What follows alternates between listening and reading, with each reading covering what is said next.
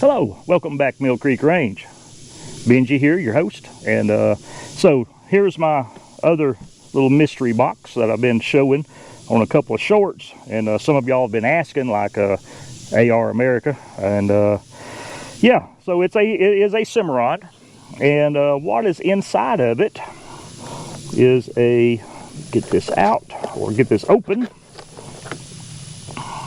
for the reveal.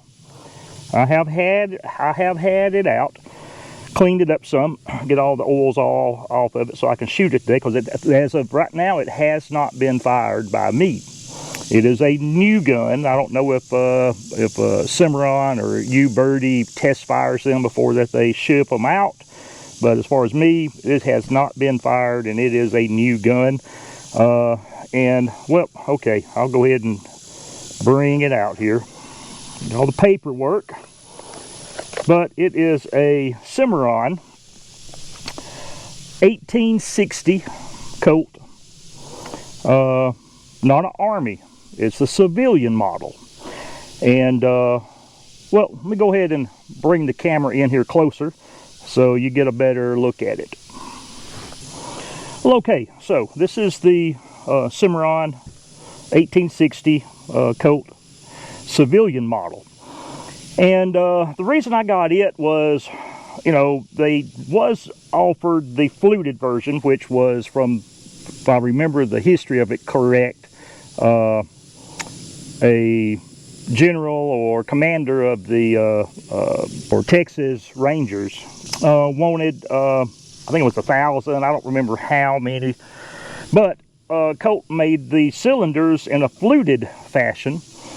And due to the steel that was produced back at that time, majority of them exploded, the cylinders. They were 44 caliber, and so of course with today's technology and metals, the fluted versions are just fine for shooting black powder loads without any problem. But I wanted one more, what I'm more used to, and so I went with the civilian model. And right now I've done a little bit of combing of the interwebs, and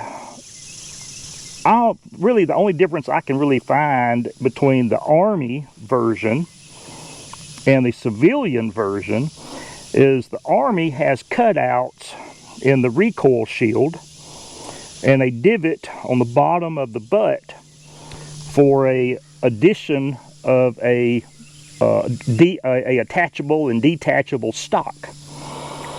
That's really the only difference that I can tell. If anyone knows more differences between the two models, between the 1860 Army and the 1860 civilian model, put it down there inside of the in the comment section. And if there's a video out there detailing that, put the link inside of the comment as well. I would greatly appreciate it.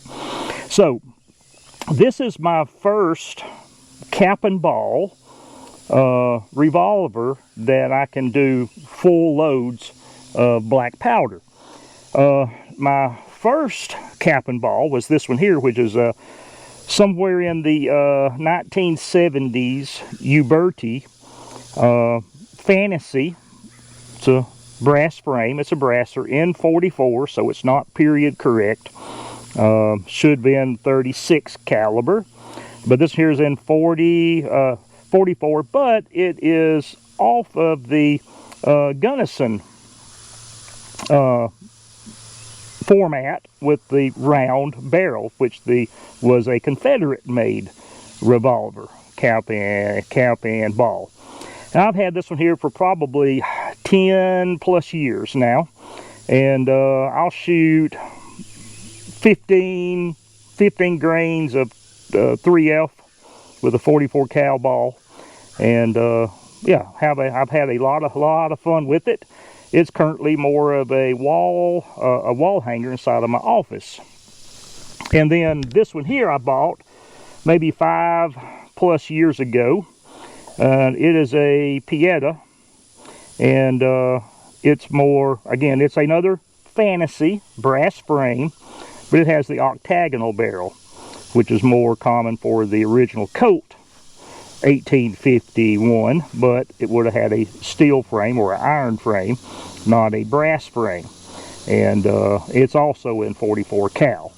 But again, with these versions, you can't shoot a full load of black powder, because you'll stress this brass frame, stretch it, and then the revolver will then be no good.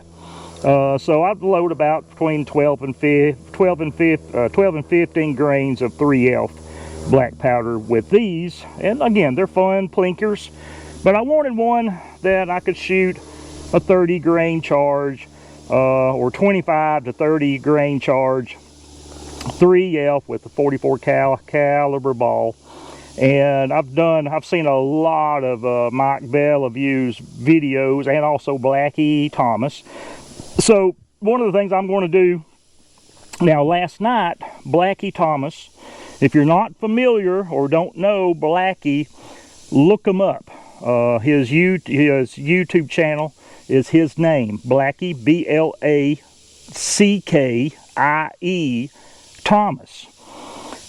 And he just put out a good video last night going over starting out with one of these. You don't want to start out and do a lot of modifications right off the bat, such as changing your sights, adjusting them. He suggested running about 25 rounds through to let the gun settle in, let things move about and get settled where that they will be staying. Before that, you start, especially replacing and adjusting on this front sight. Now, Mike Bellevue, he took his and removed the front sight, which is brass, and he put a taller front sight in, and then took it to the range and then shot and adjusted, filed the sight down until he was shooting accurately with it. So that is my plan, to shoot it today and see where it hits. And then I will slowly start to do some modifications, such as the filing, the polishing of the hammer to hopefully prevent the cap sucking and jamming up the action. Because it was put out that, you know, in the historical records, there's really nothing never talked about in Colt, especially inside of battles, because this revolver in the Army version was used prominently in the Civil War. And so none of the records talked about frequent cap jams. And if you've, any experience with any of these, it's very common for the caps to fall off the nipples and get caught up inside of the action, and then your gun is basically useless until you get that cap jam out. So there's some polishing, there's some filing, again, deburring, removing sharp edges. And in one of Mike Bellevue's videos, he does a good filing with diamond files and polishing the hammer, and essentially with the stock nipples, he essentially had no cap sucks, and it ran really good. He had the slip shot nipples, and still had a lot of cap jams. He done the work to it, put the original nipples back in, it ran perfect. So I'm going to slowly do those modifications, like replacing the front sight with a taller sight if needed, doing the polishing and working up on the hammer and some of the other action parts in my time.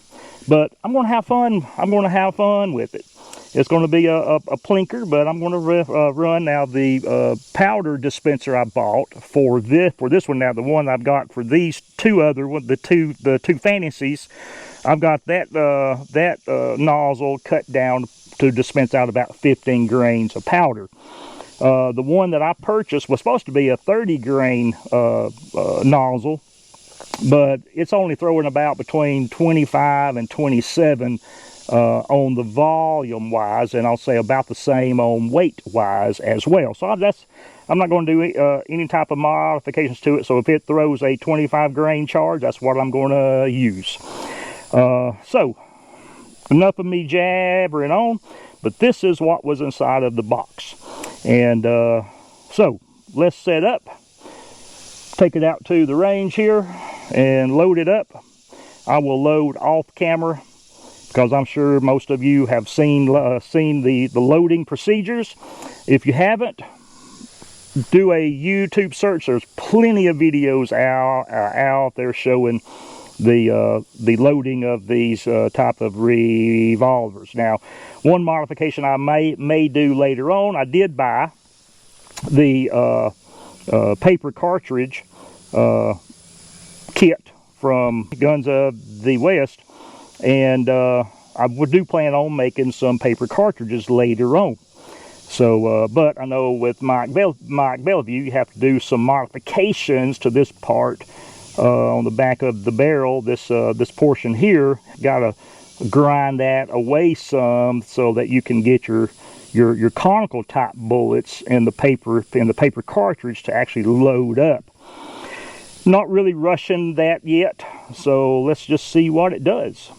One thing I did want to bring out, this is the paper cartridge kit from Guns of the West. This is from Dustin. If you're not familiar with his channel on YouTube, check it out. Guns of the West. He does very good work.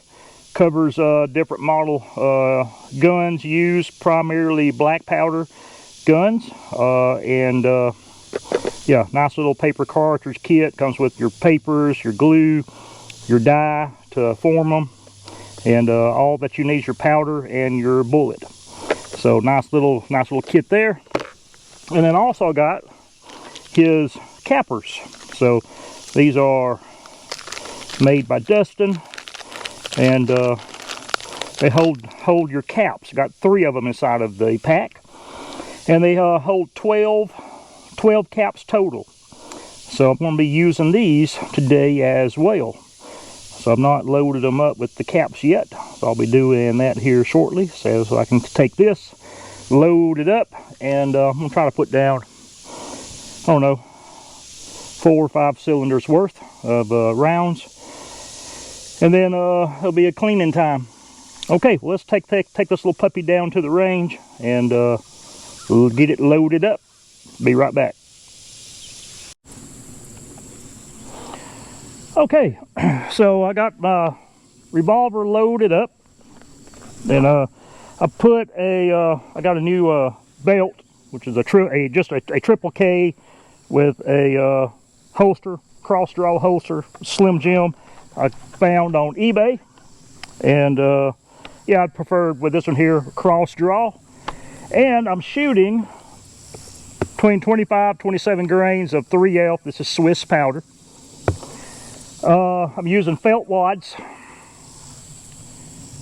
The ball I'm using is 142 grain Hornady, 44 cal. It's .454. So they do give me a nice lead ring when I push that ball down into the chamber mouth. And also I've got the gun lubed up with Blackie Thomas's gun butter. Works extremely well, keeps that fouling soft, lets that revolver keep running cylinder after cylinder. So let's debut. Got the ears in, got the eyes on, and don't know where I'll be hitting, but let's just try it out. This is going to be the maiden voyage for this revolver. Well, I'm going to do 2 hands. It's been a while since I've shot a cap and ball. There we go. Nice. And I'm using boar butter on the end of the chambers. A little high.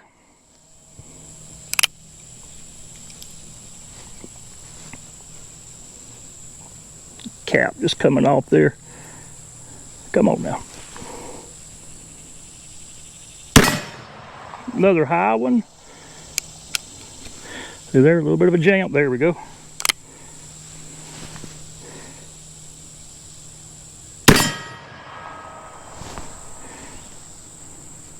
It's 4.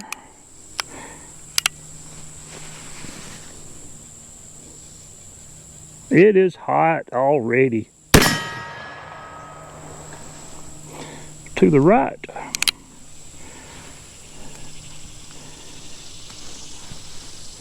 Last one.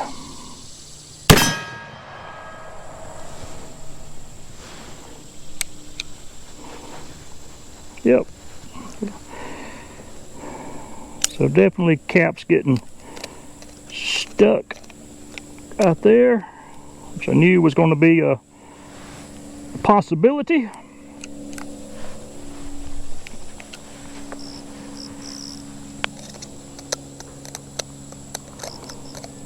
So I know I will be doing the polishing up on the hammer and different parts, try to eliminate these cap suckings. So, but still running. So that's a 6. That's the first 6 rounds through it. So I'll stop it right here, load up again. We'll put 6 more downrange. Be right back.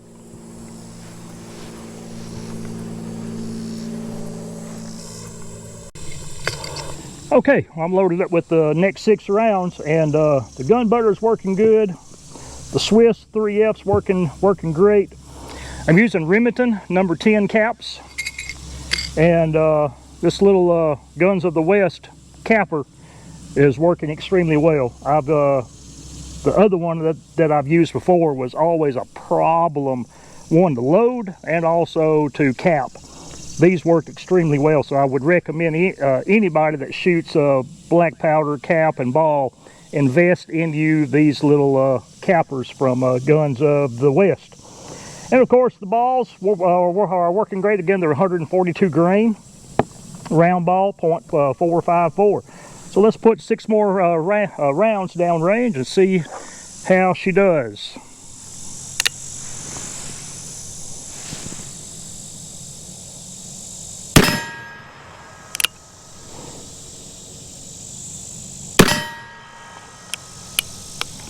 Cap jam.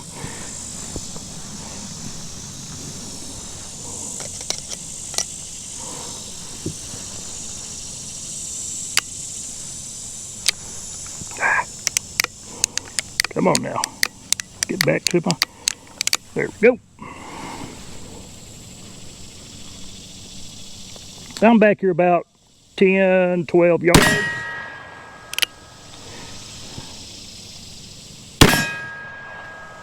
Didn't want to get too far back, just starting out.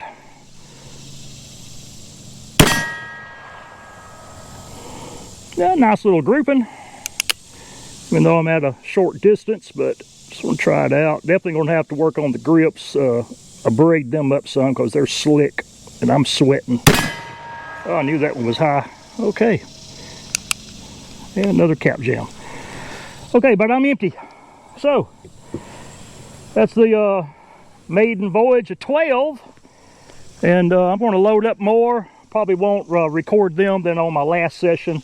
I'll turn the camera back on. Actually, I didn't turn the camera on down range for this this session here. But, be right back. Because it's getting hot. I'm not going to dress up like this again. Whew, just too hot. Well, okay. Well, so I'm on my last round of shots. This will be 36 rounds I will have put down when I finish up with these 6. And yeah, I've had a few. Actually, I had one run, 0 cap jams. The last ones, I had, I think, 1, and the rest of them just fell off as I rotated the cylinder when I cocked the hammer. But this little this little revolver has done well. These Cimarrons, the actions are good. They tuned them. They're not your off-the-shelf U-birdie. And I would suggest anybody that's going to be looking at either a revolver, like the other two I have in 44 WCF. They're the MP523s. They are the Colt clone of the 1873, which would be the Frontier model, which was chambered in 44 WCF, not the Army version, which was 45 Colt. And this Cimarron Civilian, so far 36 rounds, I've liked it. I will set at the bench and see where it's exactly hitting with point of aim from a rest. But from right here, I don't see any need in adjusting the front sight as of right now, unless I take the yardage back. Now, like I said, I'm shooting about 10, 12 yards back. Do want to get comfortable with it. And so let's put these last 6 down range, and then we'll wrap it up here, because I'm sweating.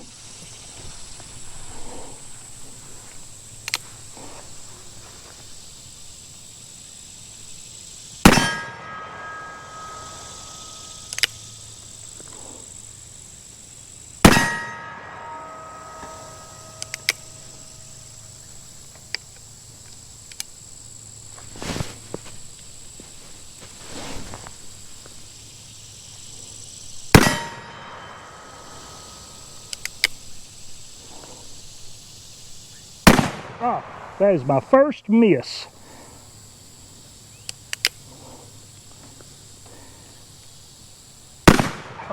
And my second miss on my last round. I'll be dipped.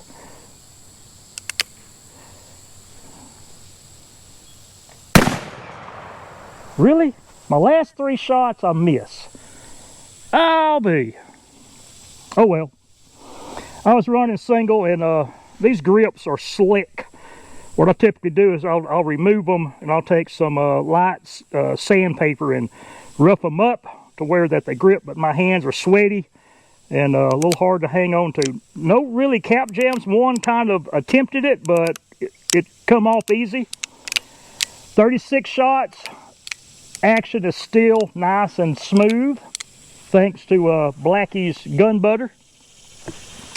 Like that stuff. And yeah, so try to keep this short.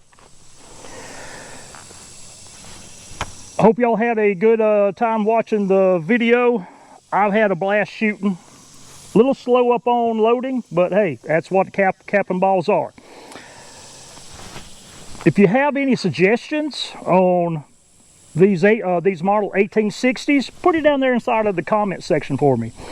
If you have any modifications that maybe you have done, or someone that you know have done that's improved, put it down there inside of the comment section.